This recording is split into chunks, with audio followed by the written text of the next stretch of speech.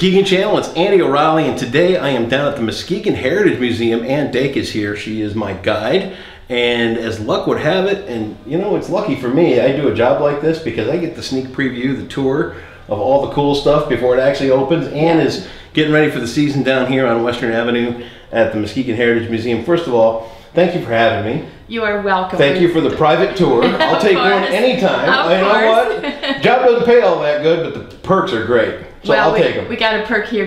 Once we get talking about this store, we got another perk for you. Oh, nice. Tell me about the Heritage Museum. First of all, it's kind of, I don't want to say it's a well-kept secret, but it's something that it might not be on the radar for a lot of people. Talk about the Heritage Museum and what goes on here. The Heritage Museum is about 35 years old. Is it really? But it has been, in the last 8 years, completely renovated. Yeah.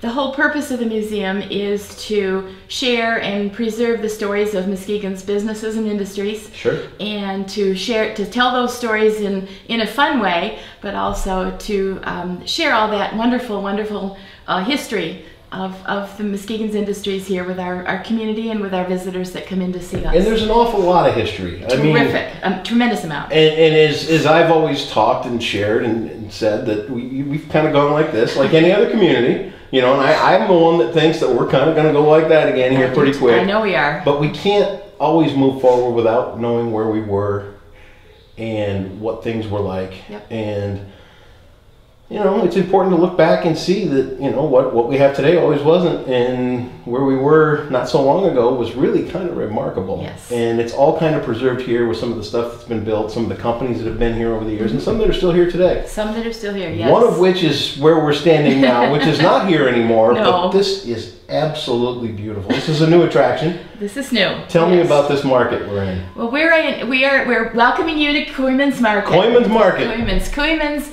is a representative of the many, many, many corner markets, corner stores that were in every neighborhood throughout the city, throughout all cities. Yeah. And they had everything. Mm-hmm. They had everything from groceries to meat to milk to oil to paint to all kinds of things. So it was really your general store that was just down the street. Sure. Now this was started because the Dornbos family, who are Kooyman's grandchildren, brought us a wonderful butcher block, which is over here in the corner, and a couple of other pieces.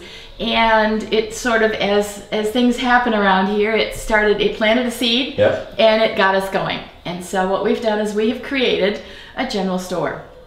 And as you look around, there are many, many products on the shelves. Mm-hmm. Behind you, we have, I think it'll show, we have a cash register. Yep, there it is. And this cash register, actually, there's a story with this too. There's a story with everything here. Okay. This is not from Kooyman's. This is from the Kruger Barbershop. The Kruger Barbershop was on the first floor in our building. Wow. And so we're delighted to have that, but it's now living up here in the general store. Good spot for it. Yeah, we do. And of course, in any general store, you gotta get the kids. You have penny candy. And so, Andy, would you like a piece of penny candy? One black jelly bean, that's what I'm stopping right there. We have all kinds of things here. And one of the things that we are going to be doing is that throughout the season, we are going to have free community days. Okay. And the first one actually is this coming Saturday, the 12th of May, and it is featuring the BC Cob plant, which we'll see later on. But in June, on June 15th, the market is going to be the feature. Okay. And the Dornbos family will be here and others, and we just invite everybody to come and see. As a community day, it's free. There's no charge to come into the museum.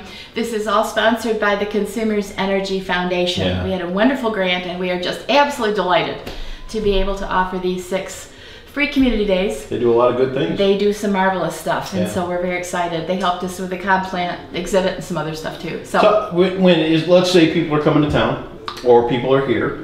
When it's not a community day, talk about the admission. What's it cost to get in? The museum is open Thursdays, Fridays, and Saturdays from 11 to 4. Okay. And our admission is $5 for adults and $2 for kids, and that's from 6 to 18. Under 6 is free. Of course, museum members are free. Okay. We do have our other funding is through memberships, grants, like the Consumers Grant, donations, all those kinds of things are how we make this run. We're all volunteers. Yeah. We have about 80 volunteers that run the museum. Yeah.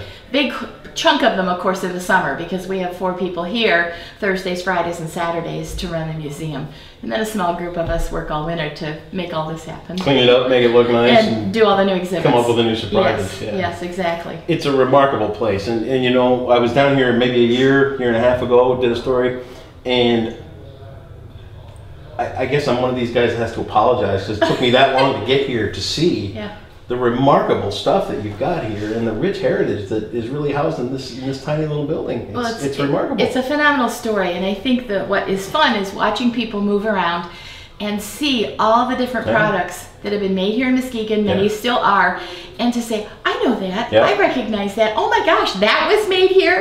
We hear that all the time, and that's why this story is important to share, but also to celebrate and to save.